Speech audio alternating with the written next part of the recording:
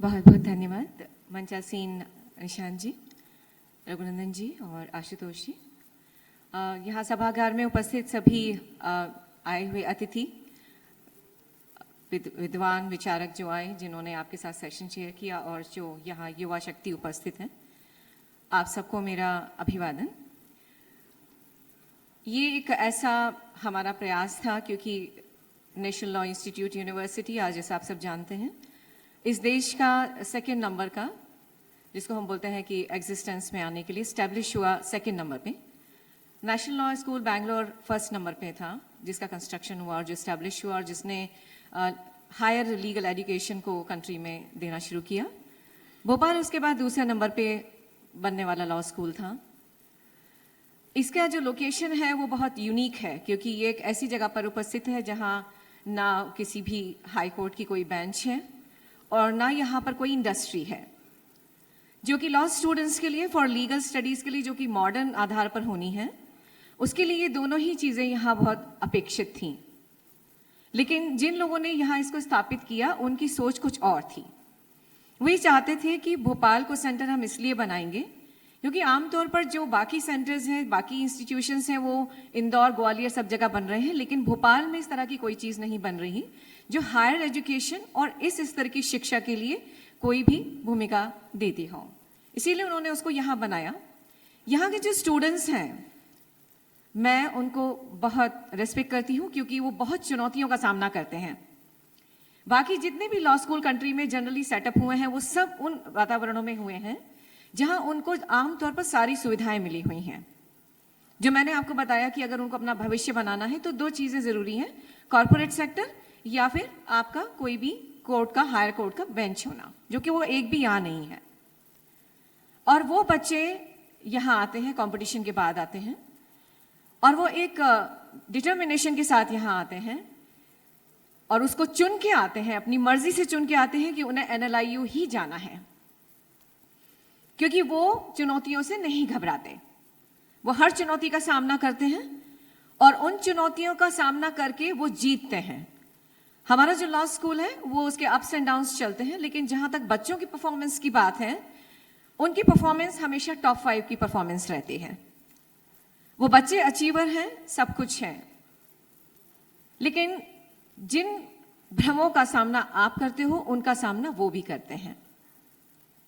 और इसमें मैं कहती हूं कि भूमिका शायद हमारी पीढ़ी की उतनी प्रश्न के नीचे है जितनी तुम्हारी नहीं है, क्योंकि लीडर एक अच्छा ना हो तो सब कुछ नष्ट हो जाता है। परिवार में अगर एक माँ बाप अच्छे ना हो तो परिवार बिखर जाता है। उसी तरह से अगर समाज में अच्छे लीडर ना हो तो पूरा समाज दिग्भ्रमित हो जाता है और नष्ट हो जाता है। इसीलिए अच्छे लीडर की एक बहुत महत्वपूर्ण भूमिका होती है, और अच्छा लीडर वो होता है जो अपने लिए नहीं, समाज के लिए सोचता है, और जो समाज के लिए ना सिर्फ सोचता है बल्कि समर्पित होता है। उसका अपना समाज उसकी चिंता का विषय होता है, जिसके लिए वो दिन रात सोचता है, प्रयत्न करता है और उस लक्ष्य को पाने की चिंता भी करता है। लेकिन चुनौती आते ही पीठ दिखा के नहीं भागता। चुनौती आए तो चुनौती का सामना भी करता है, लेकिन कैसे सामना किया, ये भी एक बहुत बड़ी बात है। क्या हमने चुनौती का सामना गरिमापूर्ण तरीके से किया या हमने दूसरे को नुकसान पहुंचा के किया? और जहां तक नुकसान पहुंचाने की बात है, आप सबको कुछ अनुभव हो रहा होगा कि कुछ कैंपस पर विषय चल रहा है। एक विषय था कि अगर आप जब कन्वेंशन सेंटर से निकलते हैं तो आपने देखा होगा कि सामने उन्होंने एक वॉल पेंट कर रखी है जिसपे एक एनोनिमस करके जो एक कल्ट फिगर है वेस्ट में, वो बने हुए हैं और बहुत सारे चेहरे वो बने हुए हैं। उन बच्चों ने खुद वो पेंट किए हैं क्योंकि वो एक इवेंट करते हैं यहाँ पे MP04, जिसमें वो अपनी क्रिएटिविटी को शो करते हैं, क्योंकि वो सिर्फ लॉ नहीं पढ़ते, वो क्रिएटिव भी हैं। उन्होंने उस चीज को वहां बनाया। तो जब यहाँ पर ये प्रश्न आया कि ये चेहरे यहाँ क्यों बने हुए हैं, तब मेरा ये उत्तर उनको एक ये था कि आपके यहाँ के जितने भी हायर एजुकेशन के संस्थान हैं उनमें यही कल्चर है। ये कोई इसमें NLIU अनूठा नहीं है, लेकिन आप NLIU आए तो आपको पता चला कि वहां पर ये कल्चर चलता है, और ये वो कल्चर है जिसका यहाँ के देशज कल्चर से कोई संबंध नहीं है। यानी हमारे यहां शिक्षा के 2 तरीके चल रहे हैं। एक वो जो देशज है, जिसमें बच्चे का मस्तिष्क देशज तरीके से सोचता है, एक वो है जिसमें बच्चा विदेशी सोच से आता है। और ये दोनों चीजों को मान्यता इस समाज में हमारे मिली हुई है। आज बहुत सारी बातें मैंने सुनी थी जिसमें कि हम लोग लगातार जो भी शब्द हम सुन रहे हैं, डीकोलोनाइजेशन। और डीकोलोनाइजेशन में ब्रेन एक बहुत बड़ी भूमिका निभाता है। अगर आपने ब्रेन कैप्चर कर लिया तो आपको कुछ भी करने की जरूरत नहीं है, आप बिना लड़ाई जीत जाएंगे। लेकिन डीकोलोनाइजेशन के लिए हमने एजुकेशन के फील्ड में क्या किया? क्या कुछ किया है? या जो हमने किया है वो पर्याप्त है? ये हमारे सामने चुनौती है, क्योंकि हमारे सामने हमारे युवा बच्चे हैं। अगर उनसे जो स्थापित विचार है आप उसके विरुद्ध बात करते हैं तो वो आक्रामक हो जाते हैं। उन्हें यह लगता है कि आप उनको कुछ भ्रामक शिक्षा दे रहे हैं, आप उन्हें कुछ भ्रमपूर्ण स्थिति में डाल रहे हैं, जो कि सच नहीं है। लेकिन उसके लिए हमें क्या जरूरत है? जितनी बातें यहां कही गई वो जरूरी है।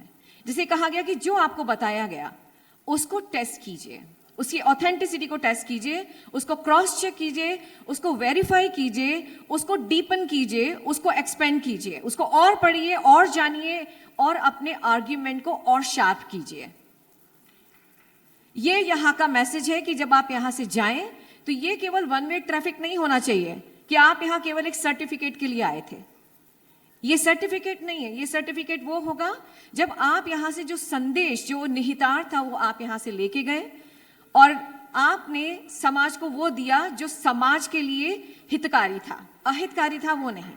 तो ये आप यहां से मैसेंजर बन के जा रहे हैं, यहां से लीडर बन के जा रहे हैं। और मैं एनएलआईयू के लिए बात बहुत गौरव से कह सकती हूं कि मेरे को कम से कम ये सौभाग्य मिला हुआ है इस एनएलआईयू में कि जब भी हम कुछ करते हैं वो इतना चुनौतीपूर्ण होता है कि वो वर्षों तक स्मरण रहता है कि एनएलआईयू में एक प्रोग्राम हुआ था और एक इवेंट एनएलआईयू में हुआ था और उसका मैसेज बहुत फार रीचिंग होता है। और मुझे लगता है कि आज भी यही है, क्योंकि आपके जाने के बाद आपको पता है कि हमें भी अभी कुछ मैनेजमेंट करना है और इसीलिए करना है कि हमें अपने बच्चों को भी देखना है कि अगर वो भ्रमपूर्ण स्थिति में है तो उनमें कोई नाराजगी ना हो, उनको भी सही बात का पता चले। दूसरा, जिन लोगों ने उनका फायदा उठाया क्योंकि वो युवा है और उनका फायदा, क्योंकि युवा जो मन होता है वो बहुत संवेदनशील होता है, आप उसको भावनात्मक रूप से बहुत जल्दी बहका सकते हैं। तो हमेशा याद रखिएगा कि फैंसेस पे लोग आपको बहकाने के लिए, आपका इस्तेमाल करने के लिए बैठे होंगे, उनसे आपको इस्तेमाल नहीं होना। और आप इस्तेमाल तब नहीं होंगे जब आपको स्वयं सच का पता होगा, जब आप स्वयं सच के शोधक होंगे और जब आप स्वयं सत्यनिष्ठ होंगे। इसीलिए सत्य की खोज बहुत जरूरी है, इसीलिए कि आपको कोई बहका ना सके। क्योंकि आप जानते हो जब ये नैरेटिव शब्द इस्तेमाल किया गया तो जिसमें अभी रघुनंदन जी ने बहुत अच्छे से कहा कि उन्होंने उनको किसी रस्सी से नहीं बांधा, लेकिन उन्होंने एक इंप्रेशन दिया कि वो बंधे हुए हैं। आपको भी वही इंप्रेशन मिला हुआ है। तो उसी भावना से आपको निकलना है कि ये जो सारी चीजें हैं ये बहुत सूक्ष्म हैं और इनका बहुत गहनता से अध्ययन करने की आवश्यकता है। सब लोगों ने यहाँ बहुत अच्छे स्पीकर्स आपको दिए, बहुत अच्छे सोच समझ के बहुत अच्छे स्पीकर्स आए हैं। I can say that because मैंने अपने स्टूडेंट्स को ये बोला कि everything will be factual, based on fact, nothing will be based on conjectures. So that's why nobody can stop me from organizing this program, and this program will go ahead. And since they all respect me, so this is what they have done. So with these words, I would like to say thank you to all of you. And if you had faced any problem in NLIU, I would just like to apologize for that. Because we tried, to do our level best to, bring best of the things for you. Welcome to Bhopal, welcome to NLIU. You will be once again welcome whenever you wish to come. You can come over. Thank you so much.